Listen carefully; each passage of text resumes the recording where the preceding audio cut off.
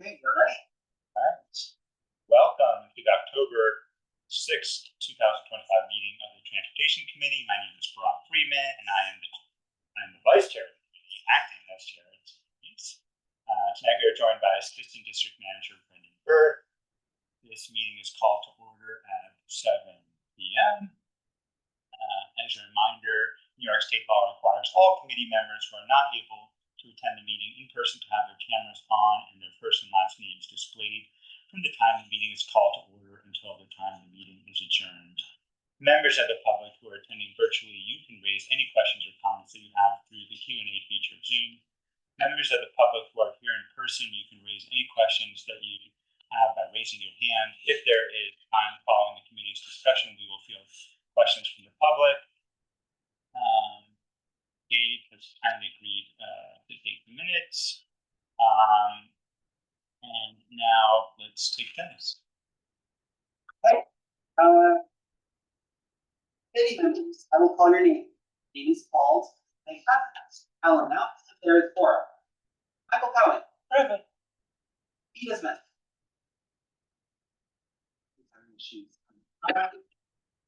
Maya Donahue. Present. Rock Friedman. Present. Jason Fromowitz. Peter. Eric Goldberg. Present. Anna Paisior. Yep. Omer Qureshi. Marion Rowe. Larry Shire. Here. Steve Terza. Here. Jerry Weinstein. Here. And David Wood. See, but we do have a quorum. But look. We have Jason. Yes, we have a quorum. The agenda for tonight's meeting was distributed ahead of time by the board office and is reflected on the screen before you. If there is no objection, we will adopt the agenda. Members of the committee, if you object to adopting the agenda, please raise your hand. Seeing no objections, the agenda for tonight's meeting is adopted. The minutes from the September 9th meeting were distributed ahead of time by the board office. If there is no objection, we will adopt the minutes as drafted. Members of the committee, if you object to adopting the minutes, please raise your hand. Seeing no objections, the minutes from the September 9th meeting are adopted. They will soon be available on the CV6 website. In order to conduct an efficient meeting, let's observe a few ground rules. No one may speak until granted the floor. Committee members who are here in person, if you have a question about committee business or wish to make a motion, please raise your hand and I will identify you so you can speak. Committee members unable to attend in person, if you have a question about committee business, you may raise your hand through Zoom and I will identify you so you can speak. All committee members, it is extremely important that only one person speak at a time so that members of the public watching at home can understand what is being said by each committee member. The chat function for committee members present via Zoom should not be used for committee business or questions about agenda topics. All such remarks should be made on the record by raising your hand through Zoom. Chat should only be used to alert us to any technical difficulties you're having, or to state in writing information like an email address that was already stated aloud on the record during the meeting. Okay, so we are ready for our first agenda item, which is a report from the New York City Department of Transportation. Colleen, I saw you on there. Hi, everyone. It's Colleen Chatterton from City Department of Transportation. How are you? I have two quick and fantastic updates. We are moving forward with the implementation of the 3rd Avenue street redesign, which is the protected bike lane from 24th to 59th Street. I sent out a What's Happening Here flyer to the community board, and I also sent that to the elected officials. So work is scheduled to begin in October. And the other thing is that we are also moving forward with the 34th Street Busway project. I also sent the community board a What's Happening Here flyer. We send the flyers to all of the community boards and the affected elected officials and stakeholders along the corridor. So those are two major announcements that I have that I wanted to share with you this evening. So thank you so much for your support. Thank you, Colleen, and open it up to, yes, Larry. I have a question on the 34th Street corridor. At 3rd Avenue, were you able to ascertain whether the bus stops at both the northwest and southeast corner are coming back for the, transfers to the, M 101, 102, 103 buses. So Larry, if you don't mind, I want to hold off on questions on the 34th Street because, again, I think you can email me and I can get you that information. I'll check with the project, I'll confirm with the project manager on that. So if you can send me an email tonight and I'll get you a response in the morning, okay? Okay, I think the community is also interested in this. Well, yes, I can definitely relay that to the community, to the Transportation Committee tomorrow. Thank you. You're welcome. Anybody else? Questions? Okay, thank you, Colleen. You're welcome. Okay, and next we have presentation from the MTA on swapping the F and M trains between Manhattan and Queens. So good evening. Thank you again for having us. My name is Alberto Roldan, Assistant Director of Government Relations for New York City Transit here in Manhattan. I'm joined by my colleagues Patrick Scalise, who will lead the presentation. But quickly, just want to level set for us here. The FM swap is a plan. It's not a plan. It's a plan, not a proposal. We kicked this around for a couple of years, but last fall we really got into serious discussion with community folks, affected leadership, affected electeds, and community boards such as yourself. And we really went into discussion over the winter and spring, and started discussions this spring with community boards. So we're going to make our rounds again to present this plan, and begin implementation in December 8th. Some of you may have heard a recent recent proposal or recent presentation at the recent board meeting and committee meeting. We're here as a follow up to that. So I'll kick it off to Patrick with more detail on the plan that we have on the proposal, on the plan, excuse me. Great. Thank you, Alberto. Can everyone hear me? Yes. Great. Thanks, everyone. My name is Patrick Scalise. I'm a principal transportation planner with operations planning at the MTA. You should be able to see my PowerPoint screen now. And I think we have maybe 10 minutes or so of slides, and then happy to take questions afterwards. Yeah, let's dive right in. So apologies, my banner is showing. Great. Okay. So just to sort of level set here and set the stage, the FM swap is about swapping the F and M lines between Queens and Manhattan. So just sort of looking at the broad subway diagram map here, we're only talking about the region in that circled red area in the middle. Outside of that red highlighted region, the F stays the F, the M stays the M, and we're really just looking at the two tunnels these train routes take that connect them between Manhattan and Queens. So if we zoom in there and we sort of take a look at the current service pattern that we have across the EF M&R lines, which run on the Queens Boulevard line. So on this diagram, we have Queens on the right, and then we have Manhattan on the left. And there's 3 tunnels that these train routes can take to go between Manhattan and Queens. From top to bottom, it's the 63rd Street line, which runs via Roosevelt Island and Lexington Avenue 63rd Street. Then the middle one is the 60th Street tunnel, which the R train and N train take. And then finally on the bottom is the 53rd Street line, shared by the E and M lines today. And with this current service pattern, because of some complex switching moves that need to happen in the Queens Plaza area, those merges that are sort of built into our daily service really limit the overall reliability of the EF M&R lines altogether. So to take an example of that, if we say follow the M train going from Queens into Manhattan, the M serves the Queens Boulevard local stations, 46th Street, Steinway Street, 36th Street, etc. And then after 36th Street, it switches over and merges in with the E train before continuing into Manhattan.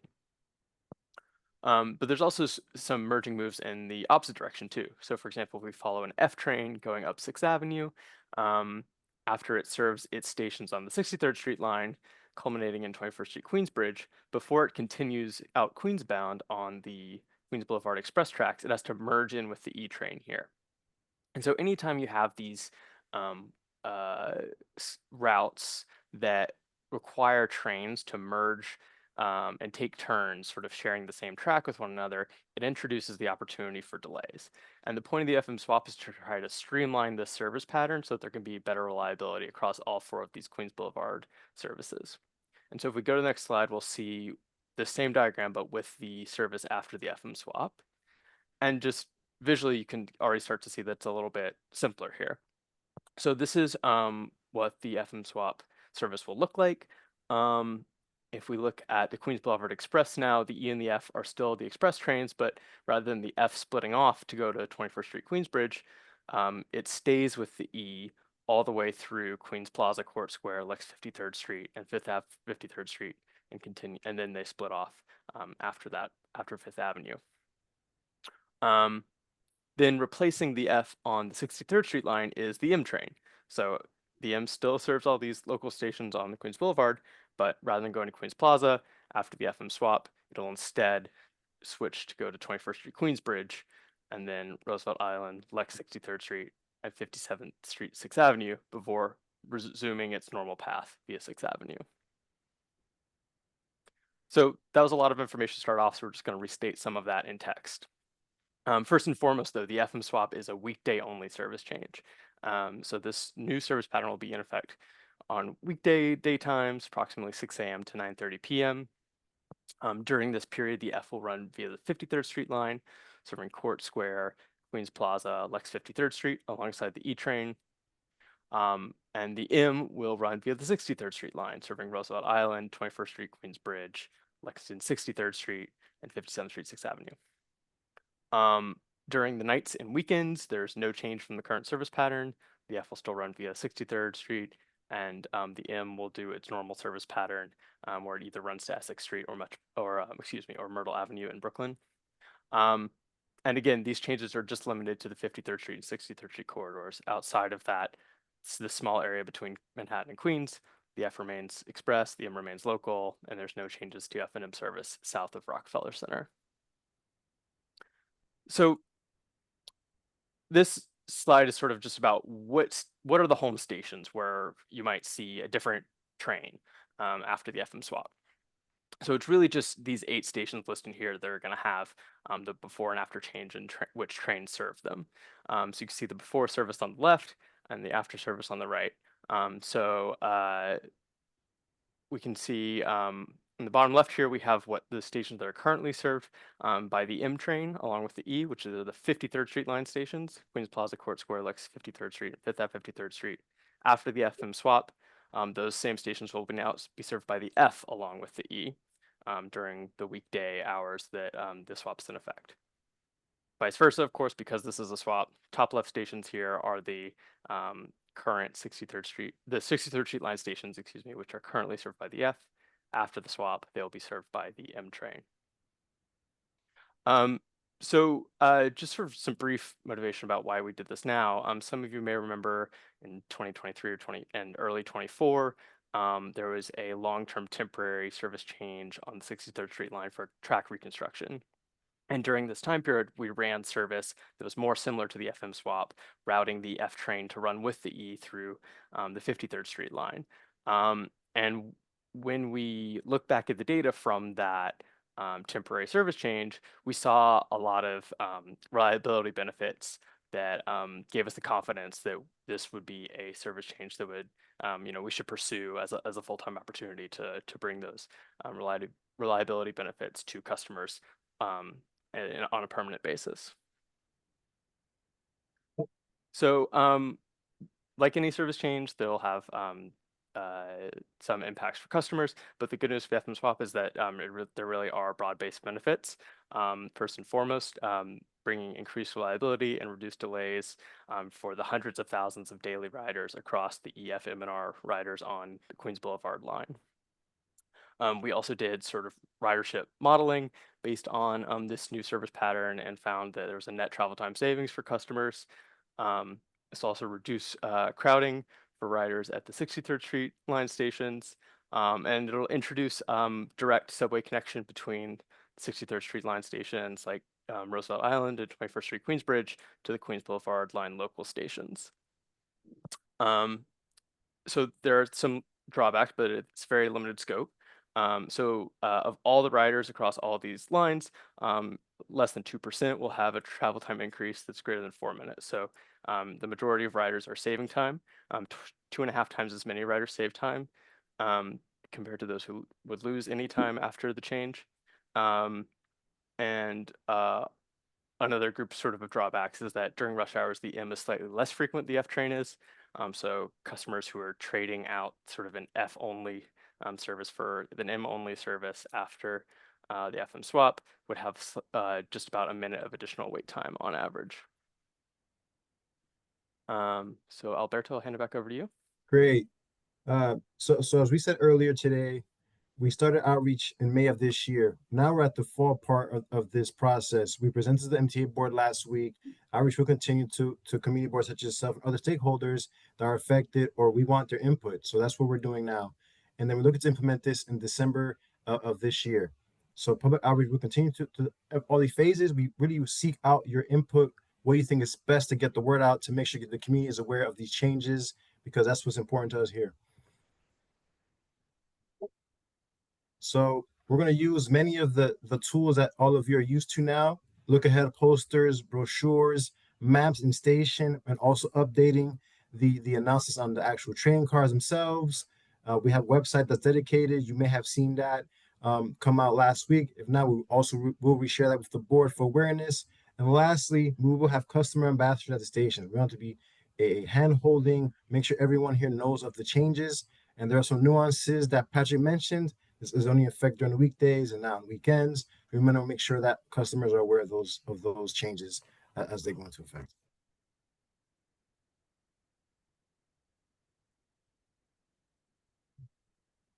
And with that, happy to take any questions. Yeah, thank you, Alberto and Patrick. It's a great presentation. Just had one question. I'll turn it over. If it's better and faster and more reliable, why not do that on weekends too? Yeah, it's a great question. The one reason, sort of the main reason we're not doing it on weekends, right, is because we're matching the span of service of when the M train actually runs on Queens Boulevard, right? So the M isn't normally on Queens Boulevard on the weekends or overnights, and so we're not going to do the FM swap during those times. But I think more to your point, this is a reliability benefit that's trying to attack the merge delays that we see in the Queens Plaza area. And we really only see the negative impact of those when we're running a high volume of service across all 4 lines. So at times like nights and weekends, when there's a lower total volume of service, there isn't as much benefit to reducing the merge delays compared to just keeping the service as it is.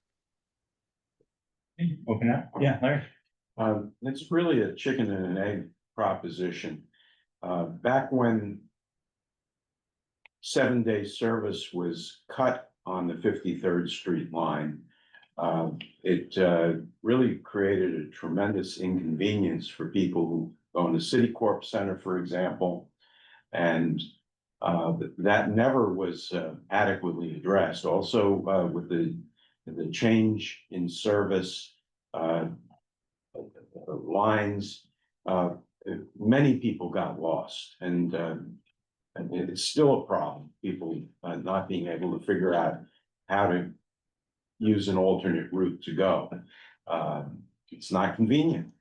And I really would have hoped that you would have run some simulations on what would be required in terms of ultimate restoration of passenger loads that would justify bringing this service back. It's many years ago when the Transit Authority had fallen on evil days when this was cut. I remember that, and I never could understand why the MTA resisted with a build back of its ridership. A serious consideration. So I hope you will consider. Yeah, thanks for the comment. What I want to make clear about the FM swap, particularly for the 53rd Street line, is that it's a net service addition, right? Because at the peak hours, the F is more frequent than the M train is. But that's not on the weekend. I'm always speaking to the weekend now. Okay, understood that that's a weekend specific question then.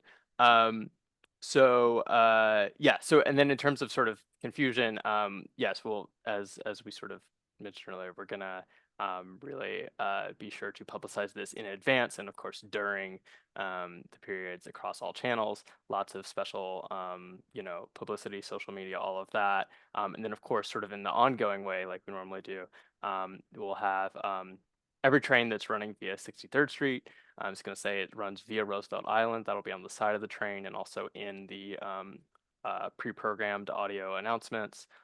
So across all of our customer touch points, we're going to make, or you know, make sure that this is communicated correctly for folks. Michael? Honestly, I have a question there. So, number one, I see that it's only on the weekdays that the change is made, and number two, I was wondering, you know, as well as the F&M swap, is there any plans to, around that time, to install new signals on the F&M trains as well, which should also improve the reliability of the F&M?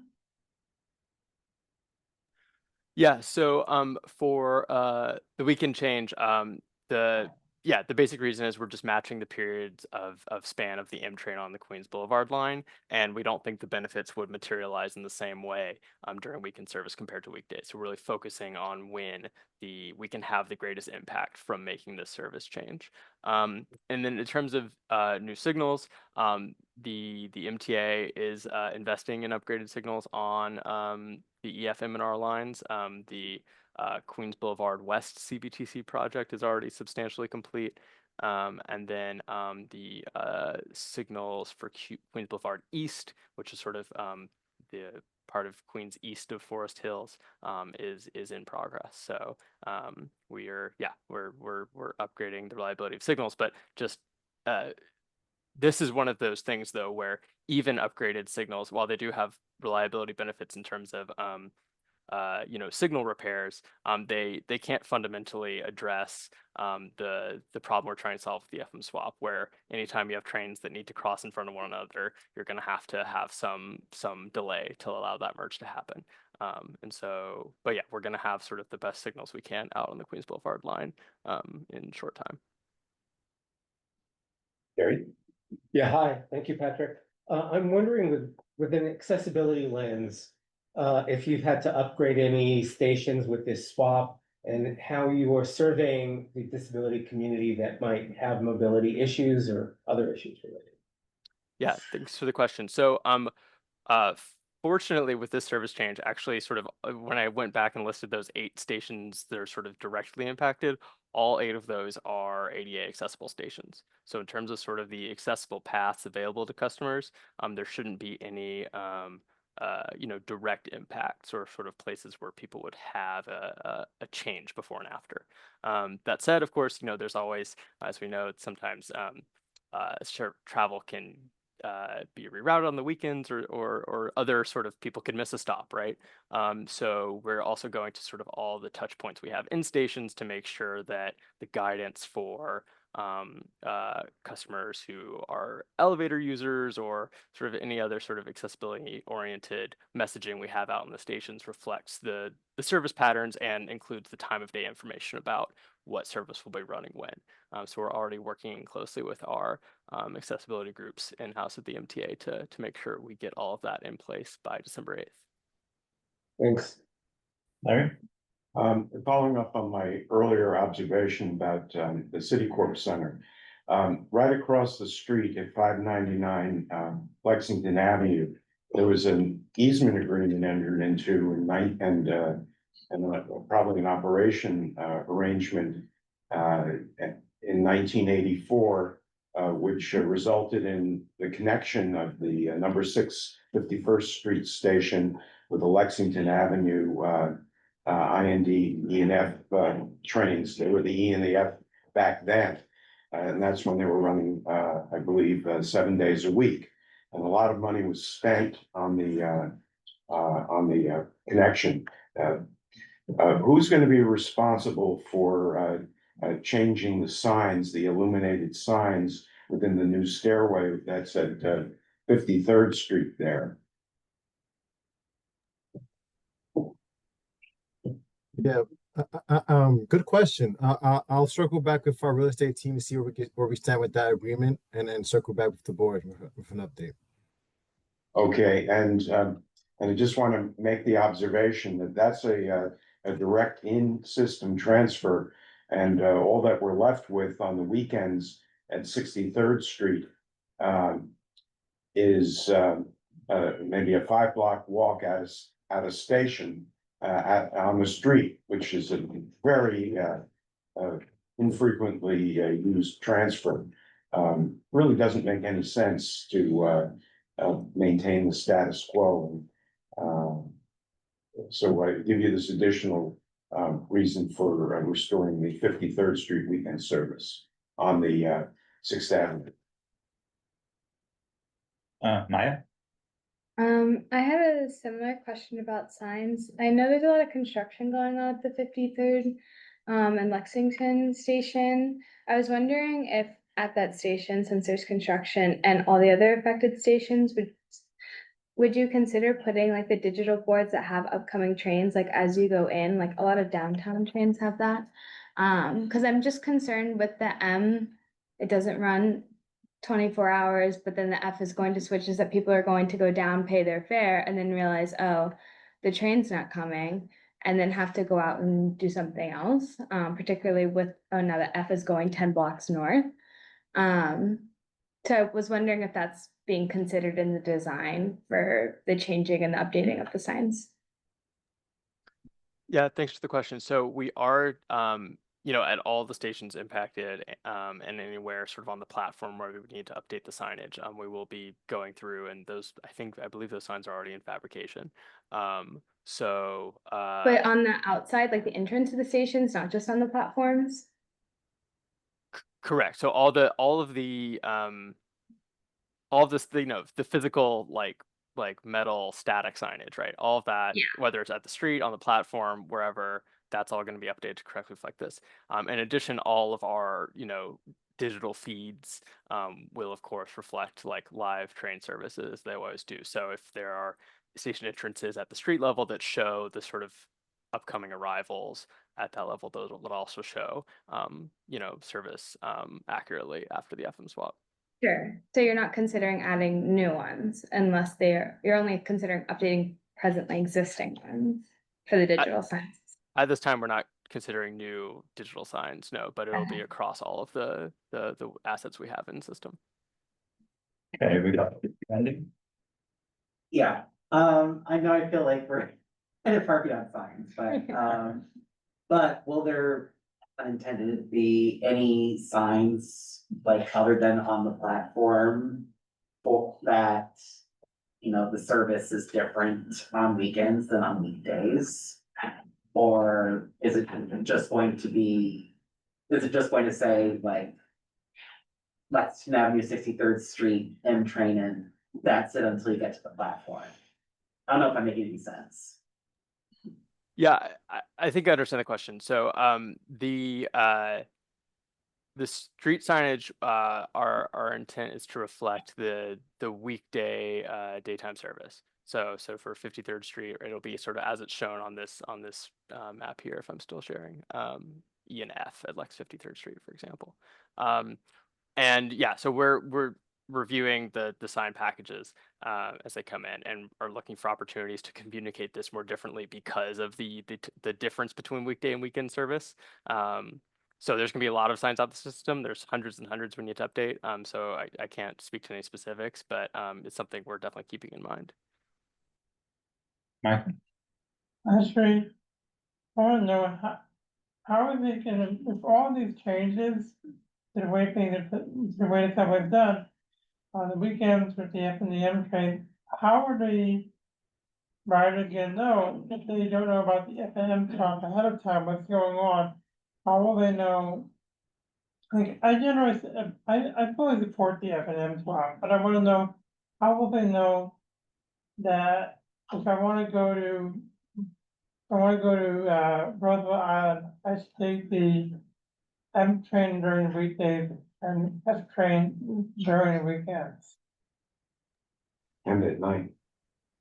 Yeah, so we're we're really going to be relying on our sort of on-train signage, right? The digital signage on the train cars that currently run on these lines, and other sort of, you know, route trip planning resources that people already availed themselves to. But to speak specifically to the on-train signage, right? So there's going to be on the outside of the trains, any train that's going to Roosevelt Island is going to say via Roosevelt Island. The audio announcements that play when the doors open, they'll say this is an M train running via Roosevelt Island, or this is an F train running via Roosevelt Island, if that is indeed what's happening. And then once you're on board the train, of course, the digital sort of line map that you see sort of above the windows, that'll also reflect the route. So, you know, that's sort of where we'll catch people in transit. And then, of course, you know, all of the planning resources will be there for folks too. Gabe? I just want to add my voice to the chorus of people saying, I think if you look at the costs and the benefits, first of all, I'm a huge supporter of this switch. But I think 7 days is perfectly defensible. I'm not really clear what the benefits are of not doing this on weekends. We get 60 million tourists a year in this city. This is gonna lead to a lot of confusion, needless confusion. And that's all I have. Just a question, you were saying it's a plan, not a proposal. Are you looking for something from the community board, like a resolution, or that's not needed? No, we just want to make sure to brief you guys and get feedback from the community, which we definitely got some good feedback, important feedback for our outreach efforts. So we definitely will come back once we also have that in line as well. And what time does the M stop running on weekdays? So it'll stop running via 63rd Street and Queens Boulevard at approximately 9:30, but we will be posting more detailed information on the website, which is mta.info/fmswap, as we get closer to the implementation date. I see Miriam Fisher has a hand raised. Miriam? Okay, Miriam, you should be able to speak. Okay, I'm Miriam Fisher. I'm actually very involved with accessibility. I live in the area of CB4 and I'm very active there, but I did want to ask specifically about plans for Court Square. That used to be the station that I got off at when I taught at LaGuardia Community College for 10, 15 years. And all I remember there was an escalator from the street to the mezzanine, nothing to the platform, which didn't make it accessible for people in wheelchairs or people struggling. They still had a lot of steps to, and I had a lot of steps to get down. What is happening with Court Square, 23rd Street? That's presently in part of the current capital plan to have an elevator installed at that station. So that should be forthcoming, if not already. Okay, so it wasn't in my time, but I'm glad to hear that. Okay, so just a question for the group. Does anybody, Michael, you have another question for? Actually, yes. So I want to know when it says nights on there, what time is considered late night or what time is considered night? Right, so it's not like, I don't think it's like, 9:30. Changes at 9:30. So go ahead, sorry. I was just gonna say, yeah, it's approximately 9:30, but we'll sort of post more detailed about like where and when the last train is when we get closer to implementation. So anybody here interested in a resolution asking for permanent 24/7 swap? Yeah, any comments about that? I think we should Yeah, ask for the continuation of the swap 24/7 so that there eliminates all confusion. Yeah, Maya? Well, I was just gonna, I mean, technically, it's outside of our community board district, but we would lose train service. Like, for me, 63rd is convenient. I live on 50th Street. But there is the R that basically goes to the same things, and then there's the tramway that goes to Roosevelt Island. So I'm not opposed. It's just more of the like, we'll just have no service altogether, when if we ask for it permanently, you still have the E that would take you that direction. quickly. Citicorp is in our district. Yeah, but I'm saying like the 63rd Street station on Lexington is not in our station or in our district.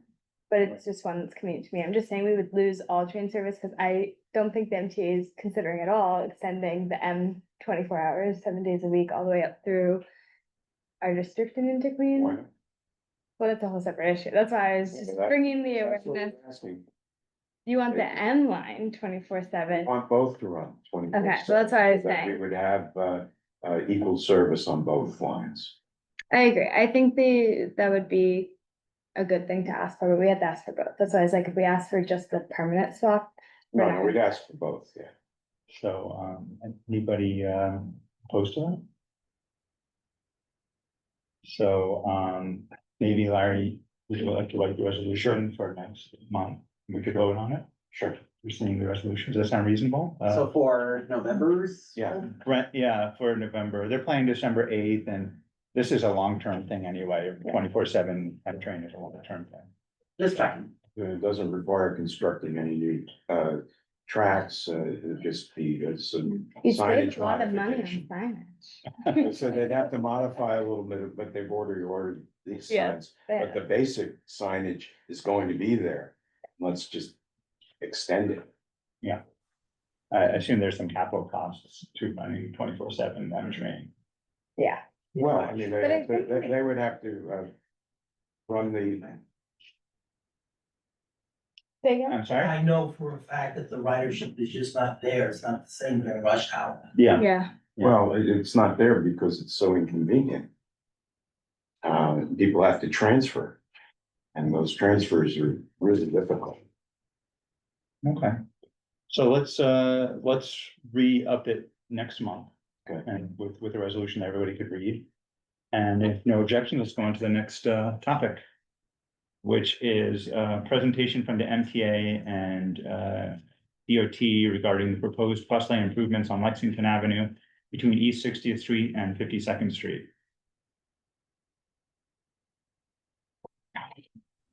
Great. Good evening. Can you all hear me all right, I hope? Yes. Yes. Great. Pull up, share my screen.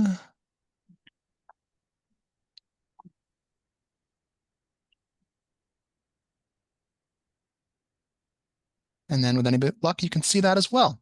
So good evening. My name is Philip Bethel. I'm the Deputy Director for Bus Priority at New York City DOT. Excited to be here with my colleagues from the MTA to talk to you about the Lexington Avenue bus lane upgrades from 60th to 52nd Street. So on our agenda, I'm going to talk you through our background and goals. Then going to walk you through the proposal for this 8-block stretch in CB6. And then going to talk through our next steps and some time for your discussion. So there are 8 bus routes traveling on Lexington Avenue between 60th Street and 52nd Street today. About 71,000 riders on weekdays use these routes. Generally, the average speed all day is about 6 miles per hour, but it drops down to 5 and a little lower during the daytime hours. And if you're familiar with this bus lane, it's a curbside bus lane. So right now, there is a curbside bus lane, 7 a.m. to 7 p.m., and that runs along the west curb. And so that curbside lane, unfortunately, is often blocked by loading and passenger pickup and drop off in that lane. And in the past 5 years, we've seen 88 injuries in the project area, 6 of which were severe. So since congestion pricing, we found that traffic on Lexington Avenue is reduced by about 17% in the AM peak period, about 21% in the PM.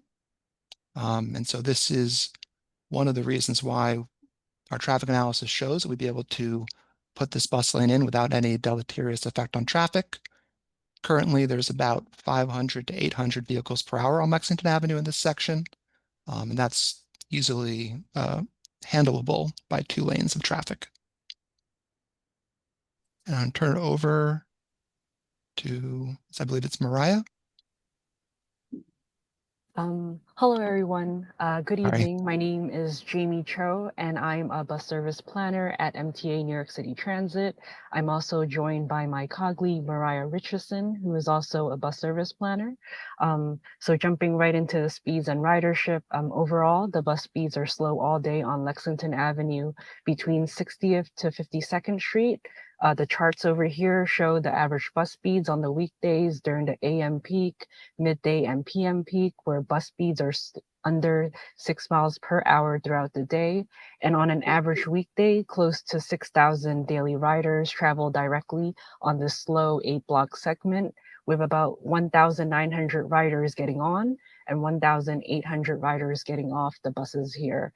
As Phil mentioned earlier, overall, there are about 71,000 daily weekday riders who use the M101, M102, and M103, and the 5 express routes, all who could benefit from this bus lane upgrade. Thank you. Thank you, Jamie.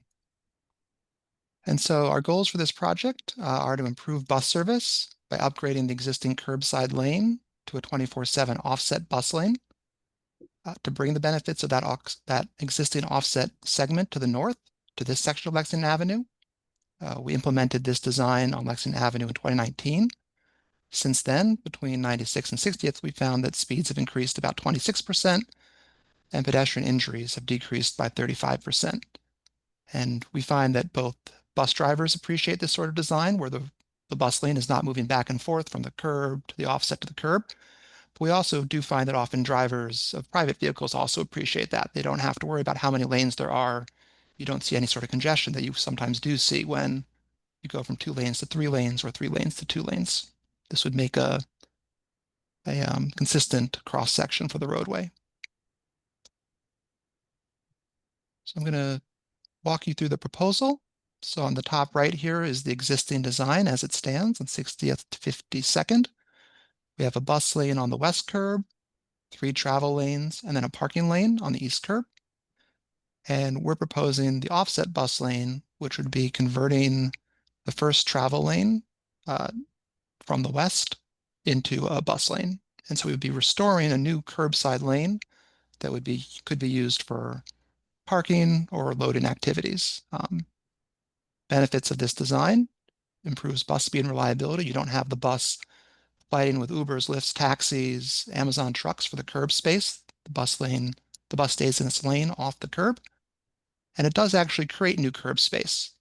So this section of bus lane was first created in the 80s. It was upgraded a little bit in 2011 in a few places, but it is a much older design, and this sort of brings it to what we've been doing the last 5 or so years. With new designs that really do take into account all the new uses that are taking place on our curbs. And this bus lane would be enforced by bus-mounted cameras through the MTA ACE program. And so taking a bird's eye look, here's a typical block from 57th to 56th Street. On the left of the screen in the existing condition, you can see those 3 travel lanes, the 1 parking lane on the right side in the bus lane, and then on the right side of your screen, you see the proposed. That's showing a curbside parking or loading lane, 2 through lanes for traffic, a dedicated offset bus lane, and then the curbside lane on the west side.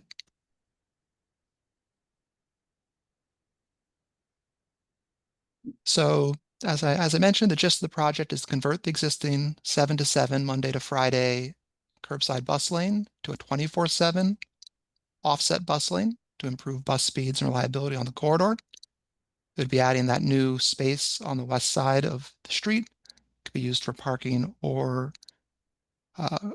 drop-offs and pickups. And so currently we're presenting this to you. We're presenting this to the other 2 community boards in the area. We're looking to implement this project in the fall of 2025 or potentially the spring of 2026. We are getting towards the end of our marking season. It's very weather dependent. And so if we are able to put this project in this year to get that benefit for bus riders immediately, we would like to do so. But there is, I think, a chance realistically this might fall into the early spring. Once we do implement the project, either in fall or spring of this year, we'd be looking to observe the bus lane and take really detailed observations about how folks are using that curb. Right now, most of the curb is 7 to 7, no standing.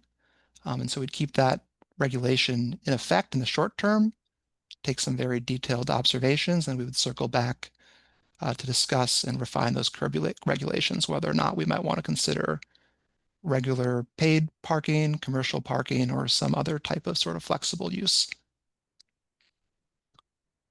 And so, yeah, that is the brief overview of what we're looking to do. Happy to take any questions the board or the public may have. Thank you, Philip and Jamie. Great presentation. Just have a couple quick questions. The buses, I believe, turn on 24th Street to go to 3rd Avenue. It's quite a ways through Midtown. Was there any thought about extending the bus lane further? Why just these short 8 blocks? Yeah, so this section right here is a gap where basically from 96 down to 60th, it's an offset bus lane, and then it's 2 travel lanes. Then it's in this section, it's 3 travel lanes, the curbside lane, and then south of 52nd, it's back to a the sort of quasi offset lane next to a super sidewalk, but 2 general travel lanes as well. And so with congestion pricing, this really gave us that opportunity to sort of fill this gap in right at that 60th Street cordon, where we have seen those volumes decreases have been the largest. But certainly if I know the board extends a little bit further south, I'm happy to take back any request if we were to look at the other section, which is 42nd to 30th is a part-time Monday to Friday lane. Okay, and then just one more question. I turn over to the group. If the curbside does not have loading zones or paid parking, then that offset bus lane will turn into a double parking zone. So what plans do you have for the parking regulations there so that there's enough turnover that the curb is still accessible for the people that need to do drop-offs? Yeah, so that's something that we're assessing now, and we're actually curious to see how that no standing space is used once it's no longer actually a bus lane that's enforced by our bus lane cameras, to really get a sense of what the patterns are. Certainly, I think whatever we were to decide on, and we're very welcome to feedback from the board, I think would be looking to really foster that quick turnover. Because as you said, yes, if that entire curbside space is parked permanently, then yes, we've had the same problem we have now. And generally when we've done these curbside to offset conversions, which we've done on 1st and 2nd and a few other places, we've tried to look very closely at the land use and a mix of truck loading zones, commercial meter parking, or no standing drop-off zones. I had a question about the bus stops themselves. Would the bus be pulling towards the curb, or would we be expecting the riders to walk out towards the bus lane? That is a great question. Yes, so the bus would be pulling into the curb, into the same bus stops. So where there are bus stops now, those would not move. I have a follow-up question to that. Have you run like simulations on how much time that may or may not save? Well, I guess because it's pulling into the bus lane, it's fine, but sometimes when you have like the cross section of cars leaving that curbside lane now, then it ends up blocking the bus from being able to re-enter where it's going. Yeah, we've not run simulations. However, we do find on our offset projects, we do expect roughly a 20% speed increase overall. So that is including the time that's taken to get to and from the curb. Okay. I believe 1st Avenue was closer to 15% when we went from curbside to offset. And that's often, it's not from it's not a new bus lane, it's an upgrade of the bus lane. So we sometimes will see a little bit of a smaller speed gain on top of whatever we had before. Oh, thank you. B? So I have one question that involves a modeling that I would hope you would do. On 55th Street and Lexington, you have Central Synagogue. And if you actually looked at the security that is there with the police cars that are stationed next to the curb, so your drop-offs really have to be in the bus lane. And a lot of the aspects around the synagogue are closed. So have you taken a look at that area and actually spoken to security and the police about how to handle that? Yes, we have met with the synagogue. We are always in contact with the NYPD. There is no standing space that we are opening up as part of this project just south of the synagogue. They do currently have their security set up there, but just south, about 20 feet from the synagogue, there is what will in effect be new no standing space that we are hoping will be useful for those synagogue uses, hearses, quick pickup, drop off, and the like. Mary? This change was recently made to Second Avenue, so do you know if that's changed the speed, or is it too soon to say? Or, I mean, like, increase the speed of the buses on Second Avenue? It seems like it. I do not have the numbers for Second Avenue. We normally wait about 6 months to a year to let things settle. I do know, I also don't actually have I don't have the number in front of me, but I can very confidently say on First Avenue, when we did our curbside to offset conversion from, I want to say it was 60th to 72nd a few years ago in CB8, we did see good numbers there, about 15 to 20%. But I can take a look and see if we have our Second Avenue numbers yet. Larry? This is a question for Jamie. Are you there? Yes. You run simulations for various things. Have you ever run simulations on speed of transfers between buses for riders at intersections? I'm gonna have to defer that question to Mariah, who works more heavily with our data. Hi, could you repeat the question? I'm not quite understanding. You said the analysis for people taking transfers between buses? That's correct. For example, at Grand Central, if someone wants to transfer to the M42 bus or 34th Street going down Lexington, wants to transfer to the M34 SBS or 34A SBS bus, you run simulations to show how long it takes a transferring bus rider from these buses to go to the crosstown routes? Yeah, sure. So we have our travel time analyses, which connect kind of these subway stations to I'm bus. not speaking of subway stations right now. I'm speaking about transferring between the downtown 101, 102, 103 and the crosstown routes that it intersects with. Yeah, so we do have a travel time analysis that measures between subway stations and bus stops, transfers between bus stops and bus stops. I believe that the walking speed there is 3.5 meters per second, which is within ADA standards. No, but yeah, my we do take question- into. Okay, since you have got this, would it be possible for you to share a chart with us that shows the amount of time that it takes by your calculations to go between these routes at the various crosstown transfer points? It would be very important to us to have that as a something to work off of in the future. Okay, yeah, we can do that. Thank you. Michael? Oh, sure, yes. I want to ask about the bus lane that you're putting in. Are there any plans to add the bus bulbs as well, the extended bus platform? That's a great question. At the moment, not at the moment. Generally, our bus bulbs, when we do them in concrete, have to very often be done in capital, unfortunately, because we have to move the drainage. And our contract for our sort of temporary plastic ones right now is not in effect.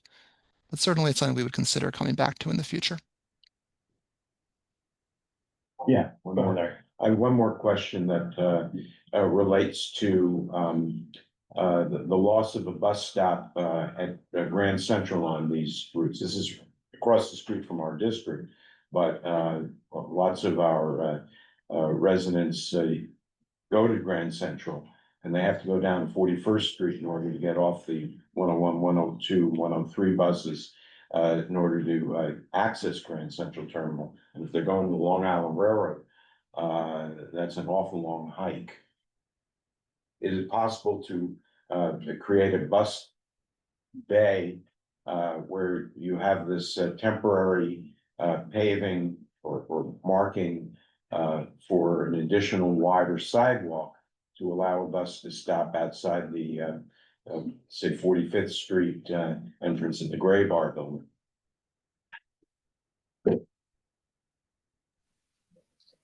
I'll definitely note down that suggestion and we can review it further. And then, yeah, noted that you are suggesting for a bus bay by the Grand Central Station entrance on Lexington Avenue. Right, at the Gray Bar building. Now, the room is there that's been converted to pedestrian use, but there are planters that block the pedestrians, so it's not really fully utilized. And so this might be a great opportunity to help those 70,000 bus riders, some of whom will go to Grand Central. Right. Miriam Fisher? Okay, Miriam, you should be able to talk. Okay. With all the improvement on the bus lanes and the speed, which I applaud, I haven't heard a specific reference to the bus stops. How many bus stops are there that are just poles or that are bus stops with seats and shelter from inclement weather, from snow, from 95-degree heat, which we're going to get more and more of? How much is changing with all of the other improvements? Is this simultaneous or is this shelved for another time? So at the moment, we're not planning on changing anything in terms of shelters, but we are, as part of this project, reevaluating all the stops for standard seated and leaning bars, as we do for all of these projects. I'm just wondering how many bus stops have just poles with no seats, no shelter, and how many, have seats and shelter. Is there just a rough estimate? That's something we're working on, by the way, it's in CB4 and trying to get the whole district have bus stops with Hi, Miriam, it's seats and Colleen. shelter. It's Yeah. Colleen. I know we're working with CB4 on that and we're looking at the inventory. So we will keep you posted as well as the community board, okay? Well, I'm just asking about what's going on now with the changes in Community Board 6. So there are no changes planned in Community Board 6. As part of this project, we're not installing any new shelters. If we do plan to install any shelters in the future, we will inform Community Board 6. Thank you, Okay. Miriam. Thank you, Miriam. Sure, please. Hi, my name is Nash. I'm curious how you anticipate this will impact travel times for for passenger vehicles in the corridor. And if you had any data from what you did on the northern part of Lexington Avenue, how that impacted traffic there. I know we do have data. I don't have the data on the travel speeds on me from the 2019 project. That is an oversight on my part. We have run our standard traffic analysis, which is a program called Synchro, looking at the 60th to 52nd Street corridor, and we did take some new traffic counts to confirm that the data we were getting from MTA on the reduction in traffic was in fact accurate, and it was. Generally, we find that an average travel lane in Manhattan can process somewhere on the realm of 500 to 900 vehicles per hour, depending on the signal timing. And on this corridor, we find that they're roughly in the 500 to 800 vehicle total. So that's, an amount that probably could even fit in one lane potentially. And so between the traffic analysis and that, we're very confident that there should not be any really major impacts on traffic. So if we get a resolution in November, does that work? Yeah, The that's timing? fine. Okay. So, any interest, any volunteers for a resolution? To write a resolution?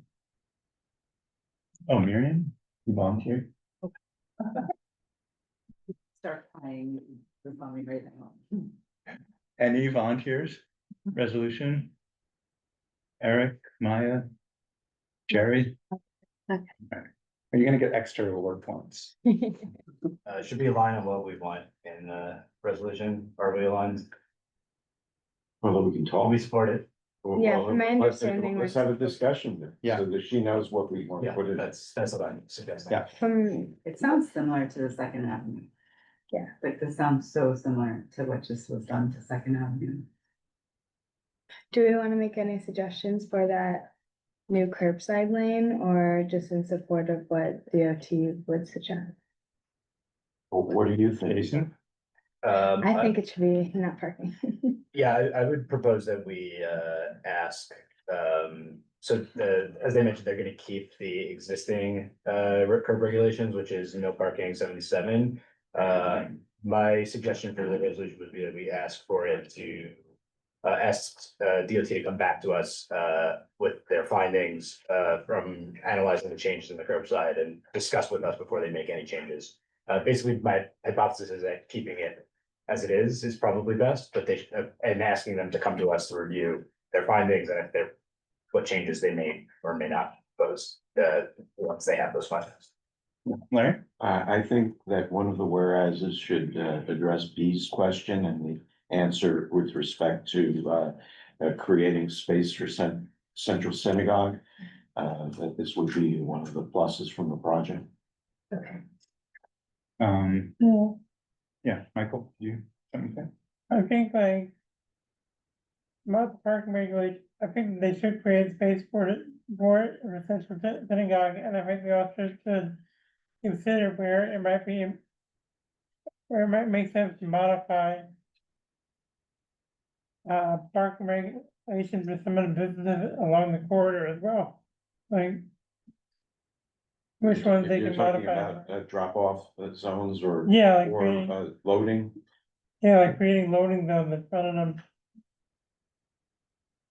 And might want to consider extending the bus or studying south of 52nd Street. It's sounding more like we are writing a proposal of suggestions that we'd like DOT to come back with rather than one of support. I know it's overall support, but it's sounding like more of this will be like, we want DOT to come back with this, and this, which is. Yes, fine. and we hope that you will do this in the future. Okay. I feel like it sounds a little bit different of like we're asking or we're saying two things. Well, we're supporting it, but we're also trying to set an agenda for the future. B? Yeah, so I think us supporting it is important, but I think I kind of agree with the idea that needs to be implemented and we need to judge how it's going.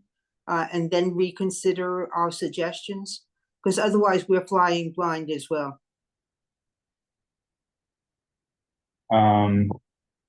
Any objections? Okay, so I want to move on, so let's go on to the next topic, so, oh, yeah, sorry, When was the Second Avenue lane?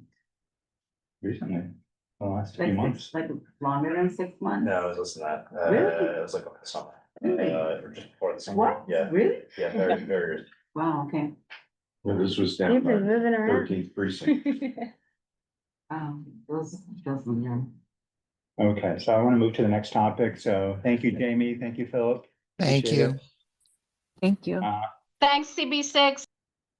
Thank you. Thank you.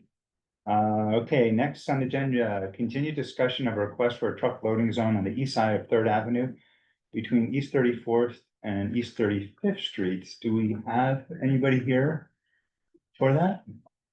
I don't think so. They, Okay, they came last month. Yeah. There's a Jewish holiday. Yeah. So. So, I'm not sure if everybody was here, but just to kind of summarize, this is on the north, east corner of 34th Street and Third Avenue, the building there.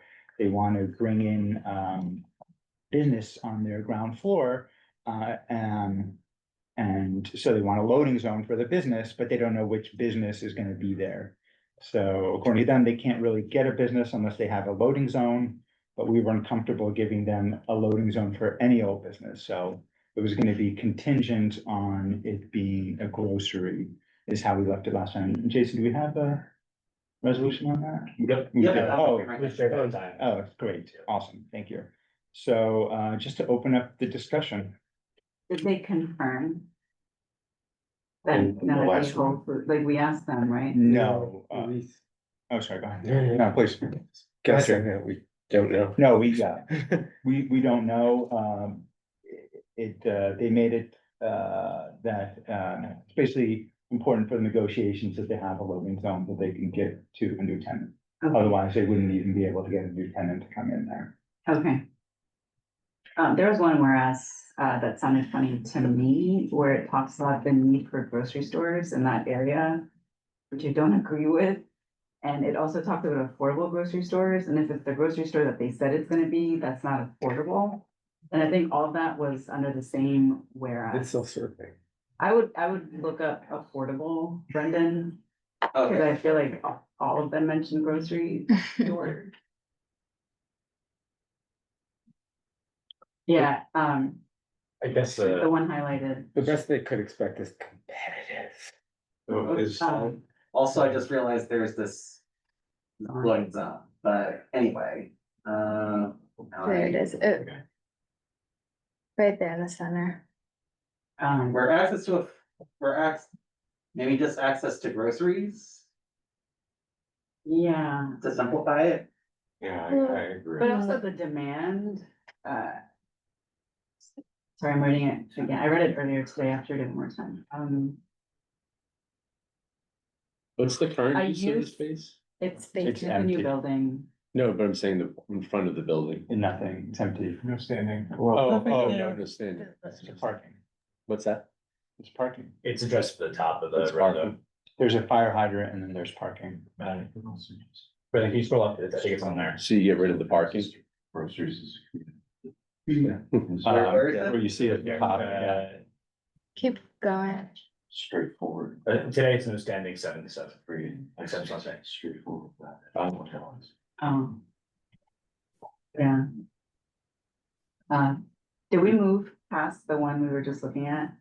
Wait, so are we doing anything with the affordable groceries? Yeah, I would like, if everyone's okay with it, to remove the affordable part and also a use that is in demand within the Murray Hill neighborhood. Are we talking about a grocery store being in demand within the Murray Hill neighborhood? Cause there's like 4, I think. That whole thing should be struck. But Yeah, there's but two D'Agostino's right there. Yeah, there's also Fairway, there's also Trader Joe's. But the two D'Agostino's, they're always empty. And there's one cash register there. It's nothing like Trader Joe where there's like 70 cash registers. There's like one cash register and nobody in the whole store. I don't even know how it stays open. And for the record, Yeah. exit housing service. Must be. Must be something rent is time. Very efficient. They must have a 50. That's another success story. I mean, yeah, I thought that whole thing was fun. So just strike it?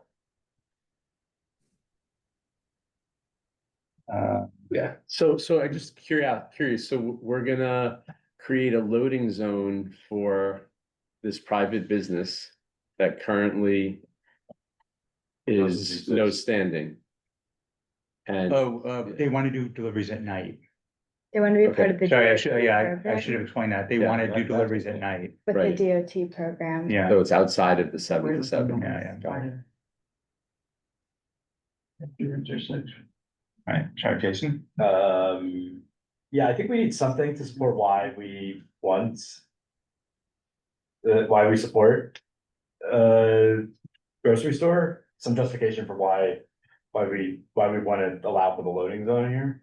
I don't necessarily disagree about removing portable, but Well, they need frequent deliveries, that's the problem. I was saying why a grocery store? yeah, I guess, although I guess that's maybe perhaps it's addressed with the next, the second one, which is Yeah. to say, It's a, you know, so maybe that's fine, never mind, I retract myself. I mean, they have a tenant and they're looking to close the deal. They don't Looking- have a tenant. Well, then what's the grocery part? The grocery part is they said they may have, to even get a grocery tenant to come in. Yeah. Nobody's gonna come in without Yeah. a loading zone. I'm just saying it seems strange That's- that they don't have some negotiations underway or some lead. They do have negotiations. That's what I underway. mean. They Yeah, do, that's yeah. what I'm saying. Yeah, so I'm saying they're looking for an enhancement of their space, the public to give them an enhancement for their retail store to make it more desirable. And in return, we would benefit from having a grocery store. I guess that's the question. So why do you want to Yeah, I was start- just asking. We Yeah, also just asking. They've done this recently. Yes. no, because the existing whereas just below the crossed out one covers this subject. Tenant would But provide. I do like the That's- first line of the proposed loading zone would support the viability of a grocery store. I think that clears up why they're doing this without like a confirmed tenant or something like that. Yeah, no, I'm just uncomfortable with, yes, that. What's the public getting back? They're gonna rent this out at a huge margin.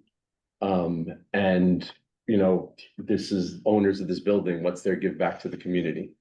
Well, So think can that- I echo a comment? He's just saying that they've got a tenant that we want, like, I don't know, I'm just thinking, is there something else? I Right think the next before. one, the, you're gonna read, Yeah, that's answers your question. Yeah. you're What's gonna that? read the next one. whereas. Yeah, that's, yeah.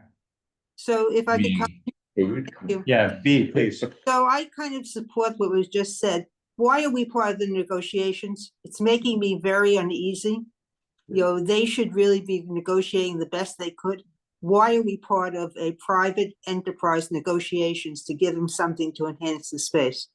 I think that really is not what our role is. I think the reason is because it would benefit the community to have a grocery store. But you know, So- grocery stores now, they're not being used. Yeah, fresh, yeah. I would liken it to when we prioritize private institutions like faith-based institutions or senior homes, or, you know, it's not always just for public good.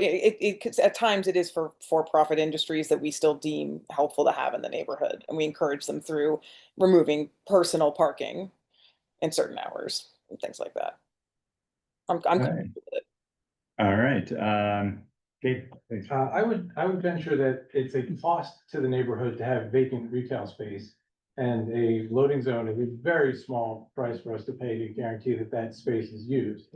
I'm personally not even comfortable engineering the type of tenant. But if that's what it takes to get it through full board, that's what it takes. But retail vacancy is a huge problem in the city that we gain nothing from. Yeah, Mike. And part of the problem is that we need the services that some of these places provide, but the truth is that commercial rent, there's always been a problem with, like, there's been a problem the last couple of years at very high commercial rent in New York City. And I'm wondering, like, what can we do to ensure that the grocery store that wants to move in, or the food store that wants to move in, can get an affordable rate on the space? Jason? With apologies to the other grocers in the neighborhood, I do think competition is good for prices, good for the neighborhood. So I think not just having a grocery store, despite there being other grocery stores in the neighborhood, encouraging many grocery stores in the neighborhood is echoing what Gabe said. It's good to not have vacant retail space, and competition is good for customers, good for the neighborhood. Larry, and then Anna, then Eric. I generally support this proposition, but I also want to look at the other side of if we didn't change the parking regulation, what would we gain? I don't see anything, so I'm for this. Anna? Yeah, and as a relatively newer member of the committee, if this is sort of incongruous with what we usually do in terms of calling out the industry, I think there is a way it can be tweaked to just say, a loading zone would make sense for I mean, it's such a large space that presumably, even if it weren't a grocery store, it were a Target, it were a convenience, like a larger scale store, it would still need a loading.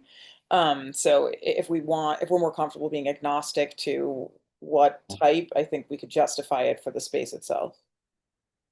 I guess just two quick things. I find it hard to believe that you couldn't rent a space on 34th and 3rd if you lowered the price, if you change. So I mean, the idea that this is not leasable space to me is a little far-fetched. Like, drop the price. There's a million tools that you have to lease space. So this is very leasable space.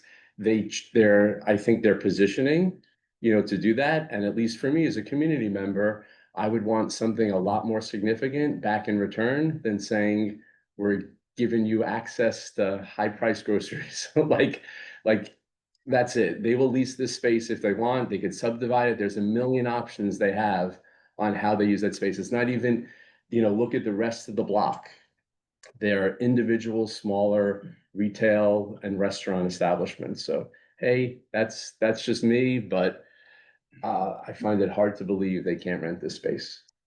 I think they can, but they're negotiating with the grocery and they would like to maybe bring in a grocery store, but without a loading zone, it definitely will not be a grocery. Right, and all I'm saying is, what are they gonna give back to get that? They're gonna use public space, and I think there should be something that they give back to the community. Shouldn't every grocery store have a loading zone? Any proposed grocery store, existing ones, yes, but this is a proposed one. And, I'm thinking that in order to get that, they should give something back. They're gonna make a lot of money off of this. Okay, Michael? Well, I know that, I think there's a program that lets you get extra space for a grocery store. It's called the Fresh Program or something like that. It's NYC Fresh, that if you promote food access, I think it lets you build a bigger building or something. I'm wondering if this building participates in it or not. Not sure. Gabe?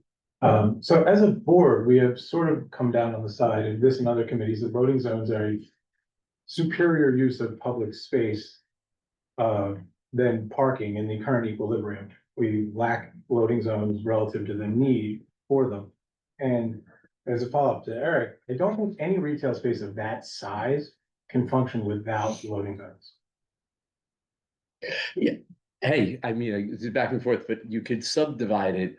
And I agree, there's better use. I don't think it should be parking either. I'm just saying you're giving space to a private business that's in a high-end luxury building that made choices around how they wanted to develop and use that space.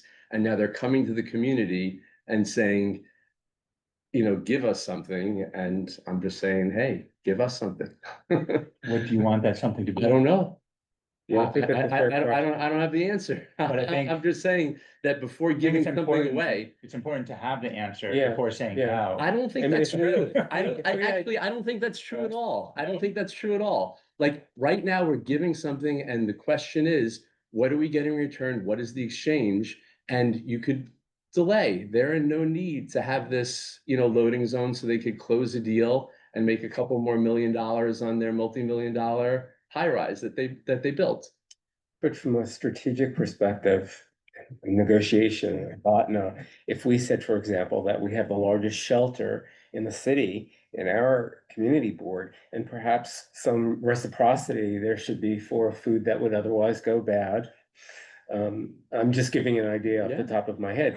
That is idea. something we're actually using our leverage versus the blank check, that they may give something that we don't want. Okay, let's do Anna, Jason, and then hopefully we'll have some motions. No, I actually think that was a pretty compelling argument you made, and I actually think, the for-profit versus non-for-profit is a good question. Does that beg the question, should we remove the use purpose and just say, as a board, we typically like to try to do loading zones for larger spaces, and this would make sense on such a busy corridor that's about to, I think, Anna, we had some trouble getting through generic loading zones in full board. Got it. Okay. Yeah, Understood. Jason? Yeah, I agree that it'd be challenging or unlikely to pass full board, as just a generic, just asking for it to be a loading zone without a specific tenant. I think what we're getting in return for the space is a grocery store, which again brings competition, which helps keep prices in check across the neighborhood. Also helps with lines, and access to groceries if that's a problem in some of the other grocery stores in the neighborhood, which, from personal experience. No, not representing anywhere in particular. Oh, important to note, it's not an exclusive use to that business. It would be a loading zone for all trucks. So, it would, provide benefits to other stores in the area as well, during the hours that would be in effect. I would just add one quick thing, just to respond to this, is that grocery is the most competitive industry in terms of pricing and margin, probably within like the grand scheme. So having an extra grocery store, I could test, is certainly not going to bring more price competition to the area. Different if you want to do it anyway, but I don't think this is about like creating a market for food in New York City. But would you prefer it to be a clothing store? I'm not saying prefer, I'm just saying the argument that this will mean price competition to groceries just isn't the case. If you want it for something else, that's fine, but like groceries in New York, there's a pretty competitive marketplace. Okay, B. Oops, I wanted to call the question. Thank you. What is the question? The question to is move the on. proposal that you have in front of you, Yeah, second. Is that including the strikeout? Sorry, just clarify. including the strikeout. So is the strikeout, so it remains stricken out. Right. Yeah, Okay. okay, let's vote. Okay, committee members, when I call your name, please say whether you are in favor, opposed, abstain, or not entitled. Michael Cohen, In favor. B. Bisman,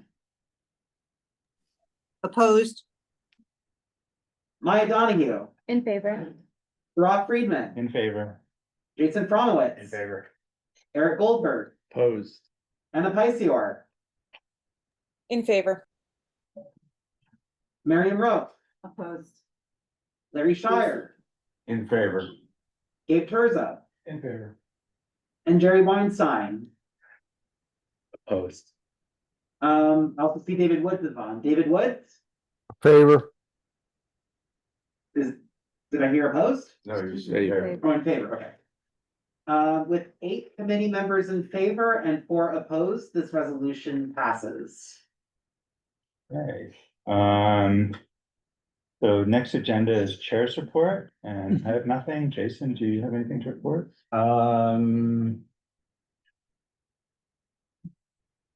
Very minor. The New York City Marathon is November 2nd.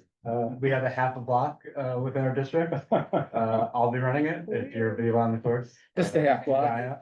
Block. It's a Yes. fun block. It is. I'll be there. I'll be running. Which block is that? It's also more than half a block. 59th Street and the east side. Right. Off the bridge, yeah. On the south side. Yes, on the bridge. Yeah. Yeah. You're running. Yes. That's all. You don't have to stay on the south side of the bridge. Does anybody have any old new business? Yes. There. My name is David Kupferberg, and I have been knowing that the MTA bus network redesigns, Bronx is complete. Queens is, has just been implemented, and Brooklyn is in the planning stage. Most likely Manhattan is next, and I want to get this on the radar to all the community boards, respective transportation committees. And I have ideas for the Manhattan bus network redesign that I would like you to look at. If you want to distribute it out? Sure. Okay. So people can peruse that. Any other old new business? Thank you. Okay. Thank you so much. I love it. Jason, sorry, Michael? So I want to bring up this point, so.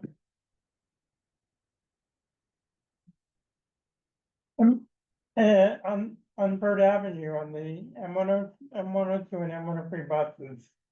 There is the stop has been eliminated at 20th Street. And we have it go from 17th Street to 21st Street. I was wondering if it's possible to put a stop at 19th Street. Do you want to analyze that and maybe write a resolution?